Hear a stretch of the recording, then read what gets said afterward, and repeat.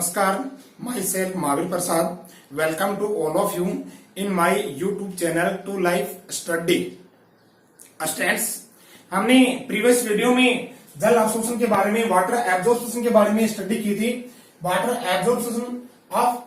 Absorption in plants, ठीक है, जिसके अंतर्गत हमने देखा था कि वाटर का जो एब्जॉर्प्शन है उसमें जल के मार्ग में 3 पथ होते हैं, ठीक है, एपोप्लास्ट पथ, सिम्प्लास्ट पथ, ठीक है, और रसधानीय पथ. आज के इस क्लास में हम स्टडी करेंगे पादपों में रसारोहण के बारे में. एस्केंट ऑफ सेफ. स्टूडेंट्स, हम जानते हैं कि पादपों को जल की आवश्यकता प्रकाश संश्लेषण के लिए होती है, यानी पादप मृदा से अवशोषित जल और वायुमंडल से कार्बन डाइऑक्साइड ग्रहण करके उस कार्बन डाइऑक्साइड और जल का उपयोग करके खाद्य पदार्थों का निर्माण करते हैं, जिस प्रक्रिया को प्रकाश संश्लेषण कहते हैं. तो उस प्रक्रिया के लिए पादपों को जल को बहुत ही ज्यादा मात्रा में आवश्यकता होती है, ठीक है ना. तो उस जल की पूर्ति पादप कहां से करते हैं? मृदा से करते हैं, ठीक है. और मृदा से जल का अवशोषण में मुख्य रूप से भूमिका निभाती है पादपों की मूल, और मूल पर उपस्थित मूल रोम, यानी पादप मृदा से मूल रोमों के द्वारा जल को अवशोषित करते हैं, जो कि 2 प्रकार की विधि से संपन्न होता है. ये अपन पढ़ चुके हैं, एक तो निष्क्रिय अवशोषण और एक सक्रिय अवशोषण, ठीक है स्टूडेंट्स. अब मूल के द्वारा जल का अवशोषण होने के बाद, यानी मूल रोमों के द्वारा जल का अवशोषण होने के बाद उस जल को पादप के वायवीय भागों में पहुंचाया जाता है, ठीक है, यानी पादप के शीर्ष भागों में, ठीक है, और पादप के अन्य जो वायवीय भाग हैं, ठीक है, तना है, पत्तियां हैं, ठीक है, इनमें जल को पहुंचाया जाता है, ठीक है स्टूडेंट्स. जैसे एक डायग्राम के द्वारा अपन देखें तो मान लीजिए ये पादप, ठीक है, ये प्लांट्स है,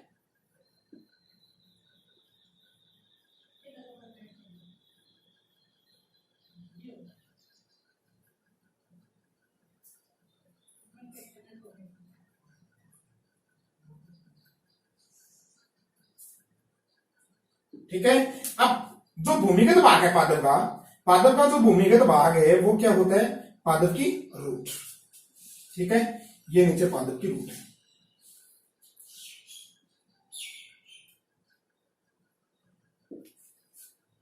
राइट स्टूडेंट्स. अब इन रूट के अंदर रूट के ऊपर जो मूल रोम होते हैं, रूट है, ठीक है, इन रूट हेयर के द्वारा क्या होता है? जल का अवशोषण किया जाता है. अब मूल की गति के बारे में अपन जानते हैं कि मूल के अंदर गति किस प्रकार की होती है, ठीक है. मूल के अंदर धनात्मक गुरुत्वानुवर्ती गति होती है, यानी जमीन के अंदर की तरफ गुरुत्वाकर्षण बल लगता है. कौन सा बल लगता है? गुरुत्वाकर्षण. और गुरुत्वाकर्षण बल की तरफ पादप की मूल गति करती है, ठीक है. इसलिए अपन कह सकते हैं कि मूल में धनात्मक गुरुत्वाकर्षण यानी पॉजिटिव, ठीक है, पॉजिटिव ग्रेविटेशनल जो फोर्स है, ठीक है, मूल के अंदर पादप की मूल में धनात्मक गुरुत्वानुवर्ती गति होती है, ठीक है. और पादप का जो वायु भाग है वो ऋणात्मक गुरुत्वानुवर्ती गति करता है, और प्रकाश की दृष्टि से देखें तो धनात्मक प्रकाशानुवर्ती गति करता है, ठीक है. अब मूल जब मृदा की गहराई में गुरुत्वाकर्षण बल की तरफ गति करेगी तो उसके जो मूल रोम है वो भी मृदा की गहराई में गति करते जाएंगे, वृद्धि करते जाएंगे, ठीक है स्टूडेंट्स. और ये मूल रोम मृदा के अंदर जो केशिकीय जल होता है, पादप मृदा के केशिकीय जल को अवशोषित करते हैं. कौन से जल को? केशिकीय जल को. अब ये मूल रोम क्या करते हैं? केशिकीय जल को अवशोषित करते हैं, ठीक है. केशिकीय जल को क्या करेंगे? अवशोषित करेंगे. अब ये मूल रोम केशिकीय जल को अवशोषित करने के बाद जो मूल का जाइलम है, इस जाइलम को प्रदान कर देंगे. किसको प्रदान कर देंगे? जाइलम, ठीक है स्टूडेंट्स. अब ये देखिए गुरुत्वाकर्षण बल की विपरीत प्रक्रिया हो रही है, ठीक है, गुरुत्वाकर्षण बल की विपरीत प्रक्रिया हो रही है. तो गुरुत्वाकर्षण बल की विपरीत प्रक्रिया जो हो रही, तो इसको कोई तो उत्तक इसको संपन्न करेगा, ठीक है. जैसे अपने शरीर में रक्त का परिसंचरण होता है, तो रक्त को परिसंचरण का कार्य कौन करता है? हृदय करता है, मानव शरीर में रक्त के परिसंचरण का कार्य हृदय करता है। ठीक उसी प्रकार पादपों में जो जल व खनिज लवणों का जो ऊपरी दिशिक जो परवान है, ठीक है, जल का जो सेवन है, पादपों में जल का सेवन करने का कार्य, पादपों में जल का सेवन एक विशिष्ट प्रकार के एक उत्तक के द्वारा किया जाएगा। उस उत्तक का नाम है जाइलम उत्तक। क्या नाम है? जाइलम उत्तक। यानी पादपों में जल का सेवन जाइलम उत्तक के द्वारा किया जाएगा। ठीक है, जल का सेवन कौन करेगा? जाइलम उत्तक। और पादपों में खाद्य पदार्थों का सेवन कौन करेगा? खाद्य पदार्थों का सेवन फ्लोएम उत्तक करता है।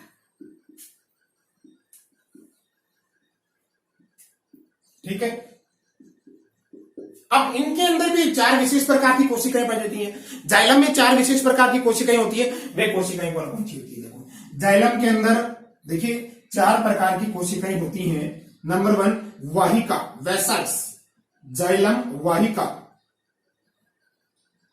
वाहिकाएं। और नंबर 2 जाइलम वाहिनिकाएं, ट्रेकिड्स।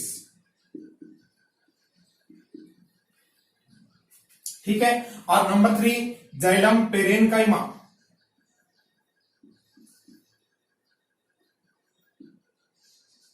Xylem parenchyma. और नंबर 4 जाइलम तंतु। नंबर 4 जाइलम तंतु। ये 4 प्रकार की कोशिकाएं जाइलम उत्तक के अंदर पाई जाती है। तो जल के सेवन में पादपों के अंदर मूल रोम से अवशोषित किए गए जल को पादपों के वायवीय भागों तक पहुंचाने के लिए जाइलम के 2 भाग पार्टिसिपेट करते हैं। जाइलम की 2 प्रकार की कोशिकाएं पार्टिसिपेट करती हैं, वो है वाहिकाएं और वाहिनिकाएं। वाहिकाएं एंड वाहिनिकाएं। वाहिकाएं वेसल्स, वाहिकाओं को क्या कहेंगे? Vessels, xylem vessels. और वाहिनिकाएं ट्रेकिड्स, ट्रेकिड्स। ठीक है, और ये जाइलम पेरेनकाइमा और जाइलम तंतु 4 प्रकार की कोशिकाएं, जिनमें वेसल्स एंड ट्रेकिड्स ये जल को ऊपर की तरफ पहुंचाने का काम करेंगे। पादप के वायवीय भागों तक, पादप के वायवीय भागों तक जल को पहुंचाने का काम जाइलम की वाहिकाएं और वाहिनिकाएं करती हैं। ठीक है स्टूडेंट्स, इसलिए ये एक प्रकार का समन्वय उत्तक है। मतलब जाइलम और फ्लोएम है ना, ये दोनों पादप के कौन से उत्तक है? समन्वय उत्तक होते हैं। समन्वय उत्तक क्यों? क्योंकि ये दोनों सेवन का काम करते हैं। फ्लोएम उत्तक खाद्य पदार्थ का सेवन करता है और जाइलम उत्तक जल का सेवन करता है।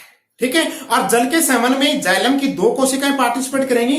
2 कोशिकाएं कौन सी? वाहिकाएं और वाहिनिकाएं। ठीक है, अब देखिए, अब जल मूल के जाइलम में आने के बाद इसको तने के अंदर पहुंचा जाता है और तने से फिर पत्तियों के अंदर यानी पादप के शीर्ष भाग में जल को पहुंचा दिया जाता है। ठीक है, तो अब अपनी रसारोहण की डेफिनेशन आएगी। देखिएगा कि मूल रोमों के द्वारा, रसारोहण की डेफिनेशन बता रहा हूं, मूल रोमों के द्वारा अवशोषित किए गए जल को गुरुत्वाकर्षण के विपरीत या गुरुत्वाकर्षण के विरुद्ध, ठीक है, गुरुत्वाकर्षण के विरुद्ध पादप के वायवीय भागों में, पादप के वायवीय भागों में पहुंचने की प्रक्रिया को रसारोहण कहते हैं। ठीक है ना, यानी जल का मूल से पादप के शीर्ष भाग तक पहुंचना, पादप के वायवीय भागों तक पहुंचना। ठीक है, शीर्ष भाग, वायवीय भाग के अंतर्गत पादप के शीर्ष भाग और पादप के अन्य जो तने हैं, पत्तियां हैं। ठीक है ना, तो एक बार फिर देखिए कि पादप के मूल पर उपस्थित मूल रोमों के द्वारा अवशोषित जल को पादप के वायवीय भागों तक पहुंचना, पादप के वायवीय भागों तक पहुंचाना क्या कहलाता है? रसारोहण कहलाता है। जल के पहुंचने की प्रक्रिया ये। अब ये जो मूल पादप का भूमिगत भाग है, ठीक है, जल पादप के भूमिगत भाग से वायवीय भाग तक पहुंचती है। तो जल का जो ये परवान है ना, जल का ये जो परवान है, ये ऊपरी दिशिक परवान है। कौन सा परवान कहेंगे इसको? ऊपरी दिशिक परवान बोल सकते हैं, ऊपरी दिशिक परवान।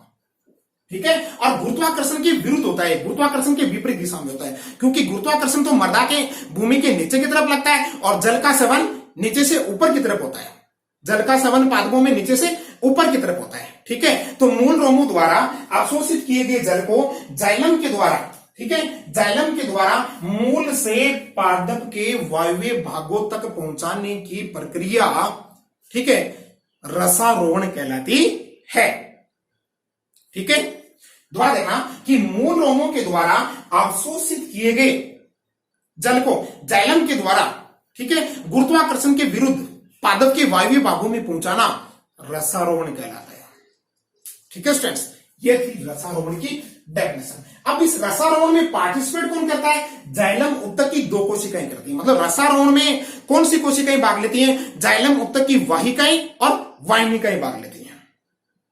ठीक है स्टूडेंट्स, जाइलम उत्तक की वाहिकाएं और वाहिनिकाएं रसारोहण में भाग लेती है। इसे हम एक प्रयोग के द्वारा भी समझ सकते हैं। देखिए, एक प्रयोग, एक बीकर लेते हैं, ठीक है, उस बीकर के अंदर एक पानी भर लेते हैं।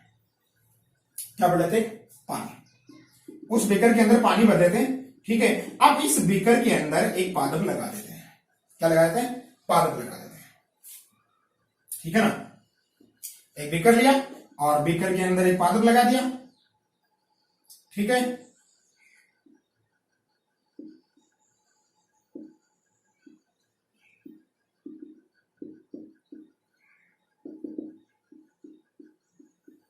अब क्या करेंगे? इस पानी के अंदर एक अभिरंजक डाल देंगे, एक डाई डाल देंगे, डाई, जिसको कहते हैं, जिसका नाम है सेब्रेनिन, सेब्रेनिन अभिरंजक।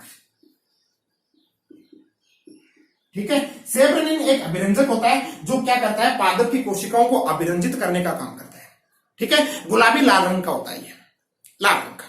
अब इसमें सेब्रेनिन डाल देंगे तो जल का रंग, जो कलर है वो कैसा हो जाएगा? लाल हो जाएगा। ठीक है, अब लाल जल का कलर हो जाएगा तो फिर ये सेब्रेनिन का जो कलर है ये भी पादप के वायवीय भागों में पहुंचेगा जल के साथ साथ। ठीक है, इसको एक स्टैंड से फिक्स कर देंगे आप।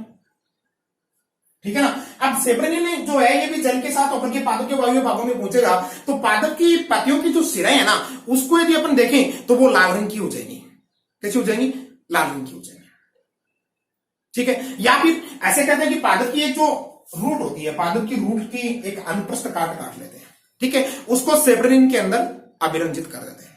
सेब्रेनिन से अभिरंजित करने के बाद में, ठीक है, उसकी स्लाइड बना करके, ठीक है, कवर स्लिप ग्लिसरीन डाल के, कवर स्लिप रख के, और फिर माइक्रोस्कोप में भी उसकी स्टडी करेंगे तो मूल की जाइलम की जो वाहिनिकाएं है ना, जाइलम की जो वाहिनिकाएं हैं उनके अंदर वो लाल रंग दिखेगा। सेब्रेनिन की जो मात्रा है वो जाइलम की वाहिनिकाएं और वाहिकाओं में भी दिखाई देगा। ठीक है, तो हम समझेंगे कि जल को सहन करने का काम, यानी जल का जो रसारोहण की प्रक्रिया है वो जाइलम की 2 कोशिकाएं हैं, वाहिकाएं और वाहिनिकाएं, वाहिकाओं और वाहिनिकाओं के द्वारा रसारोहण की प्रक्रिया को संपन्न किया जाता है। ठीक है, यानी जल का सेवन जाइलम की वाहिका और वाहिनिकाओं के द्वारा किया जाता है। ठीक है स्टूडेंट्स, यू अंडरस्टैंड? नेक्स्ट, रसारोहण की प्रक्रिया को समझने के लिए, रसारोहण की प्रक्रिया को समझने के लिए समय समय पर अनेक वैज्ञानिकों के द्वारा परिकल्पनाएं, हाइपोथेसिस प्रस्तुत की गई। सिद्धांत नहीं, हाइपोथेसिस, परिकल्पना प्रस्तुत की गई। परिकल्पना यानी प्रोविजनल आइडिया। ठीक है, प्रोविजनल आइडिया, यू अंडरस्टैंड? यानी पॉसिबल एक्सप्लेन, समय समय पर एक पॉसिबल एक्सप्लेन प्रस्तुत किया गया वैज्ञानिकों के द्वारा। परिकल्पना प्रस्तुत की, परिकल्पना सिद्धांत में फर्क होता है। परिकल्पना मतलब एक प्रोविजनल आइडिया, एक प्रोविजनल अपन एक्सप्लेन कर सकते कि ये ऐसा हो सकता है। ठीक है ना, तो मुख्य रूप से 3 परिकल्पनाएं प्रस्तुत की गई रसारोहण को समझने के लिए। ठीक है, वैज्ञानिकों के द्वारा 3 परिकल्पनाएं प्रस्तुत की गई, यानी इसकी 3 सिद्धांत है रसारोहण के, 3 परिकल्पनाएं हैं, वो वास्तविकता में परिकल्पनाएं हैं। तो रसारोहण की 3 सिद्धांत परिकल्पनाएं देखें तो कौन कौन सी देखें? नंबर 1 है जैव बल सिद्धांत। ठीक है, यानी रसारोहण को समझने के लिए समय समय पर वैज्ञानिकों के द्वारा अनेक परिकल्पनाएं प्रस्तुत की गई। कुछ परिकल्पनाएं प्रस्तुत की गई, उनमें से 3 मुख्य मुख्य परिकल्पनाओं का अध्ययन करेंगे अपन। पहली है जैव बल सिद्धांत। ठीक है, नंबर 2 है मूल दाब सिद्धांत, मूल दाब सिद्धांत, और नंबर 3 है भौतिक बल सिद्धांत, भौतिक बल सिद्धांत।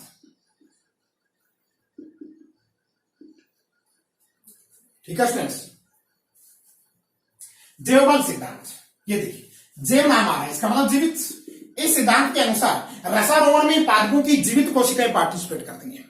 पादपों की जीवित कोशिकाएं, पादपों की जीवित संरचनाएं भाग लेती हैं इस सिद्धांत में, रसारोहण के अंदर। जैवबल सिद्धांत के अनुसार पादपों के अंतर्गत रसारोहण की प्रक्रिया में जीवित कोशिकाएं भाग लेती हैं। ठीक है, इस सिद्धांत के अंतर्गत भी दो सिद्धांत प्रस्तुत किए गए, यानी दो परिकल्पनाएं प्रस्तुत की गई। इसके अंतर्गत भी देखिए दो परिकल्पनाएं कौन कौन सी है। नंबर 1 है रिले पंप सिद्धांत, पंपिंग थ्योरी, रिले पंप सिद्धांत, रिले पंप सिद्धांत।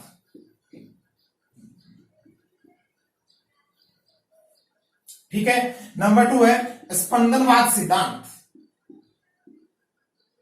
स्पंदनवाद सिद्धांत। इसको कहते हैं पल्सेशन थ्योरी, पल्सेशन थ्योरी, और इसको कहते हैं पंपिंग थ्योरी, पंपिंग थ्योरी। देखिए इसके अंतर्गत वैज्ञानिकों ने क्या क्या बताया। मतलब जैवबल सिद्धांत के अंतर्गत दो परिकल्पनाएं प्रस्तुत की गई, रिले पंप थ्योरी, ठीक है, और स्पंदनवाद थ्योरी, पल्सेशन थ्योरी। ठीक है, रिले पंप जो थ्योरी है, रिले पंप थ्योरी प्रस्तुत या प्रतिपादित की गई थी गोडलेवस्की के द्वारा, गोडलेवस्की, गोडलेवस्की। ठीक है, रिले पंप थ्योरी के अकॉर्डिंग गोडलेवस्की ने क्या बताया कि जाइलम की जो कोशिकाएं हैं, गोडलेवस्की ने क्या बताया, जाइलम की जो कोशिकाएं हैं उन कोशिकाओं के अंतर्गत, ठीक है, उन कोशिकाओं के अंतर्गत परासरण दाब में लगातार परिवर्तन होता रहता है, परासरण दाब में परिवर्तन। गोडलेवस्की के अनुसार रिले पंप थ्योरी के अंतर्गत, गोडलेवस्की के अनुसार या रिले पंप थ्योरी के अनुसार, ठीक है, पादपों की जाइलम की ऊतक की कोशिकाओं में लगातार परासरण दाब में परिवर्तन होता रहता है, यानी परासरणी प्रक्रियाएं संपन्न होती रहती हैं, जिसके कारण जल ऊपर की तरफ खींचा चला जाता है।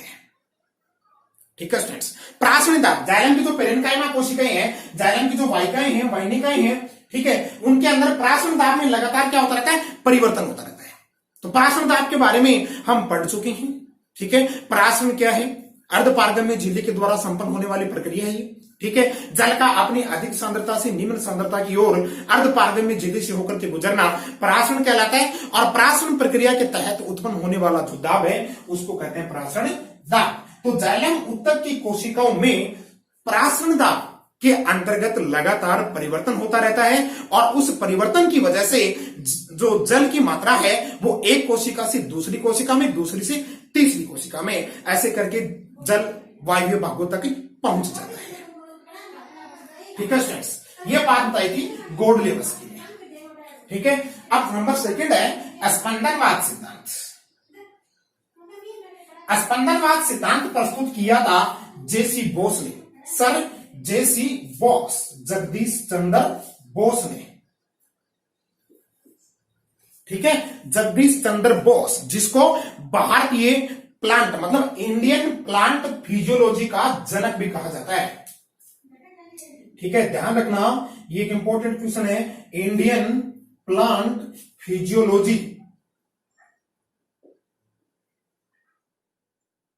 ठीक है, इंडियन प्लांट फिजियोलॉजी का फादर कौन है, सर जेसी बॉस, यानी सर जगदीश चंद्र बॉस। और प्लांट फिजियोलॉजी का जनक, प्लांट फिजियोलॉजी का जनक कौन है, प्लांट फिजियोलॉजी का जनक है, बता देता हूं आपको, देखिए ध्यान से, प्लांट फिजियोलॉजी, ये अपन प्लांट फिजियोलॉजी पढ़ रहे हैं। ठीक है, रसायन का अपना जो टॉपिक है किसके अंतर्गत है, प्लांट फिजियोलॉजी के अंतर्गत ही है। ठीक है, प्लांट फिजियोलॉजी का जनक, प्लांट फिजियोलॉजी का जनक है स्टीफन हेक्स, स्टीफन हेक्स। यानी स्टीफन हेल्स को प्लांट फिजियोलॉजी का जनक माना जाता है, जनक कहा जाता है, और जेसी बॉस को इंडियन प्लांट फिजियोलॉजी का जनक कहा जाता है। ठीक है ना। जेसी बॉस ने एक पादप है भारतीय टेलीग्राफ पादप, भारतीय टेलीग्राफ पादप, इस पर अपना प्रयोग किया था। भारतीय टेलीग्राफ, ये पादप का नाम है भारतीय टेलीग्राफ पादप।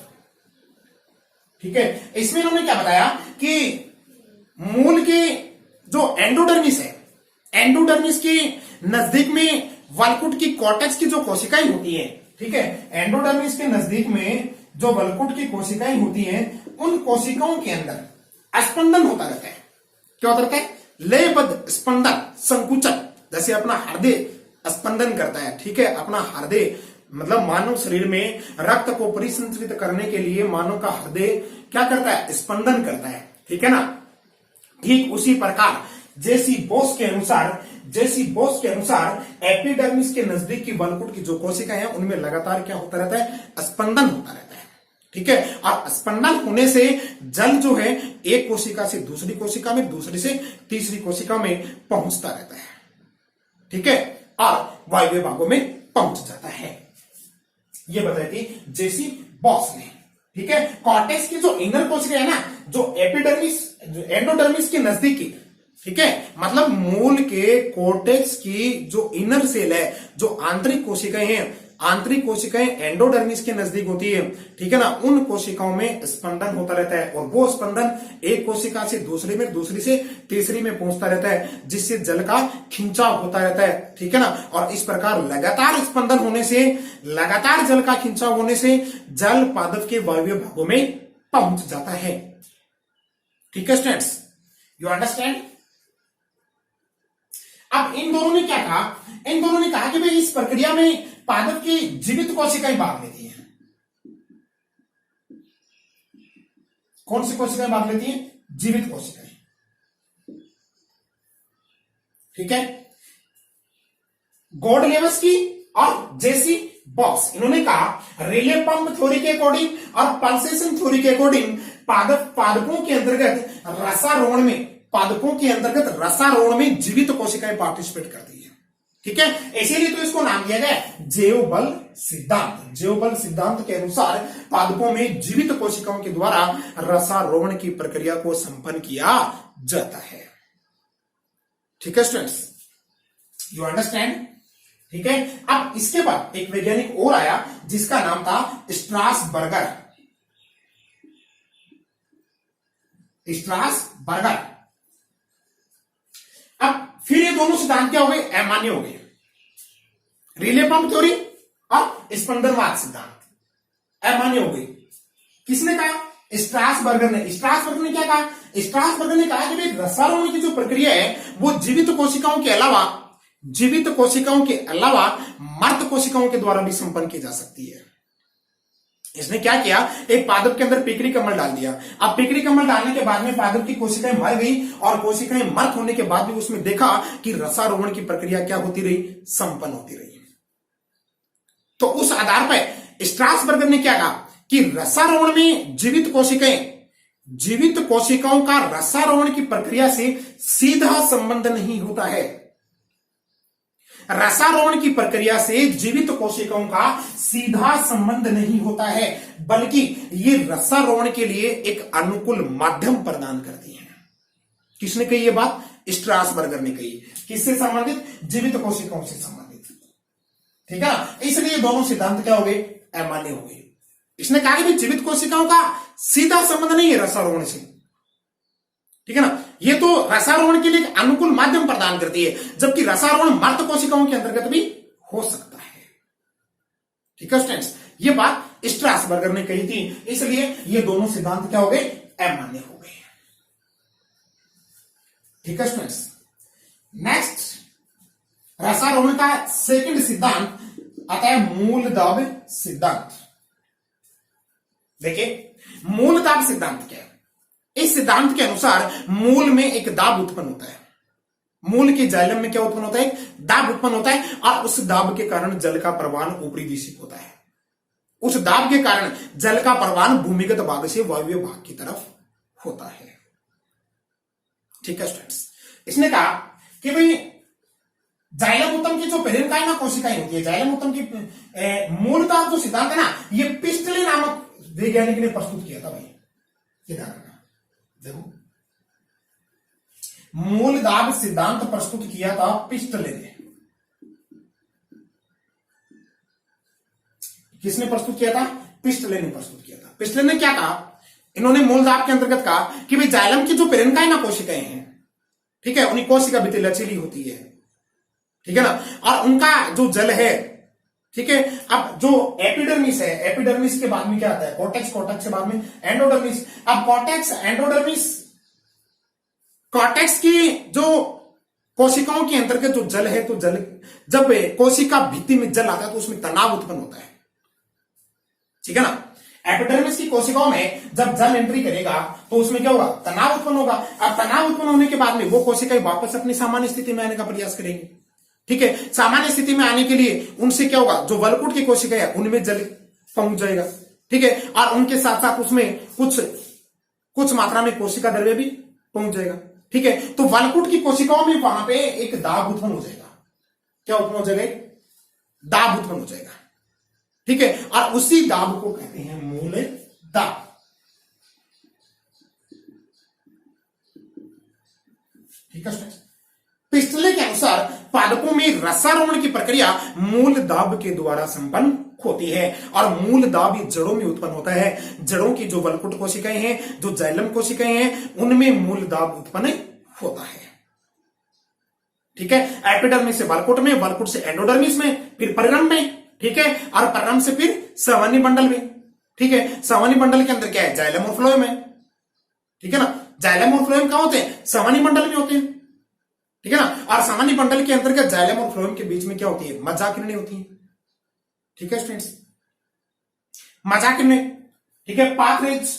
तो पिस्टले के अनुसार जाइलम के अंतर्गत, ठीक है, जो दाब उत्पन्न होता है जल के प्रवेश करने से, जो दाब उत्पन्न होता है, उस दाब को मूल दाब कहते हैं। मूल के जाइलम में जो दाब उत्पन्न होता है उसको मूल दाब कहते हैं, और इस मूल दाब के द्वारा ही जल को पादप के भूमिगत भाग से वायवीय भाग में पहुंचाया जाता है, ठीक है स्टूडेंट्स। मूल दाब को मैनोमीटर के द्वारा मापा जाता है।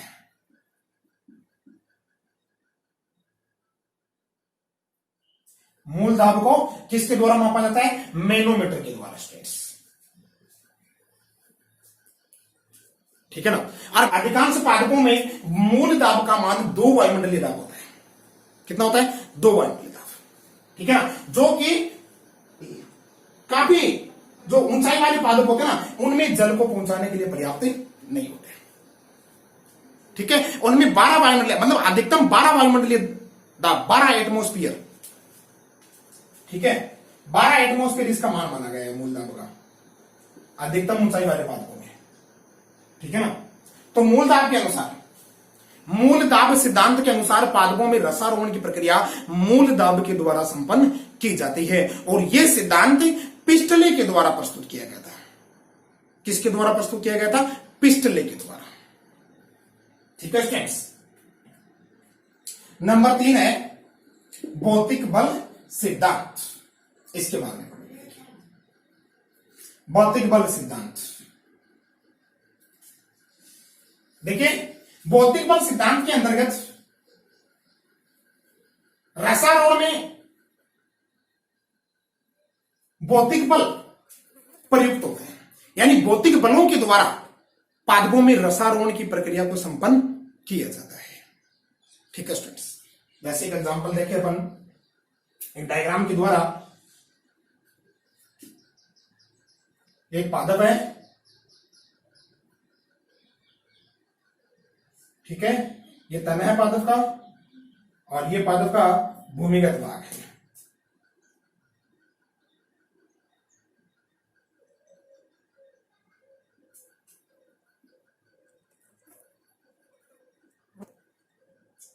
ठीक है। देखिए भौतिक बल सिद्धांत है ना, ये भौतिक बल सिद्धांत सर्वमान्य सिद्धांत माना गया है पादपों में रसारोहण के लिए। तो भौतिक बल सिद्धांत को समझाने के लिए इसके अंतर्गत एक सिद्धांत प्रस्तुत किया गया था। वैज्ञानिक थे दो, जिसका नाम था डिक्सन व जोली। डिक्सन व जोली। डिक्सन व जोली ने रसायन को भौतिक बल सिद्धांत के अंतर्गत, भौतिक बल सिद्धांत के द्वारा समझाया था। डिक्सन व जोली ने अपना एक सिद्धांत प्रस्तुत किया था। दूसरे सिद्धांत को कहते हैं वाष्पोत्सर्जन खिंचाव या वाष्पोत्सर्जन तनाव सिद्धांत।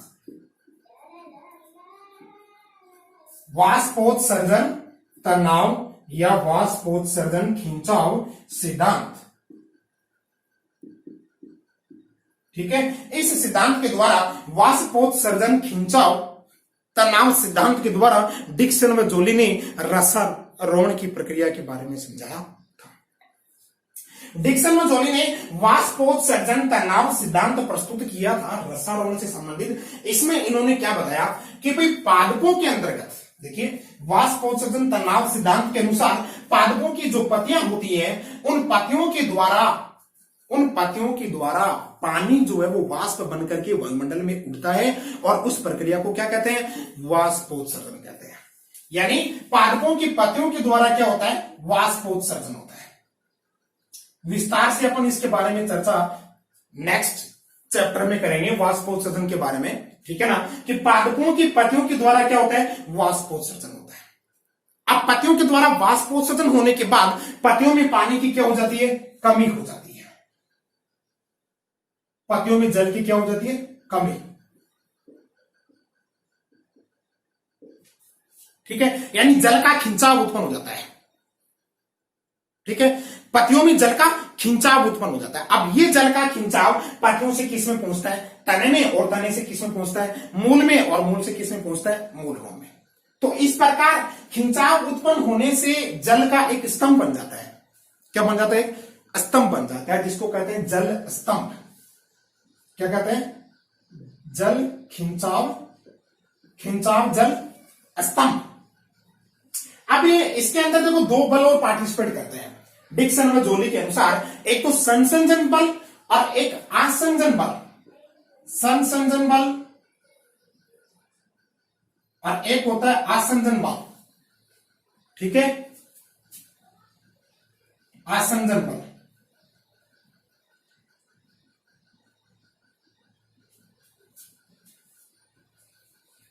ठीक है स्टूडेंट्स, मतलब दो बल भी इसके साथ में काम करते हैं। संसंजन बल क्या होता है, देखिए जल के अणुओं के मध्य आकर्षण होता है। जल का एक अणु है, एक ही अणु है, एक अणु मान लीजिए। अब जल के एक अणु का दूसरे अणु के प्रति आकर्षण होता है, दूसरे का तीसरे अणु के प्रति।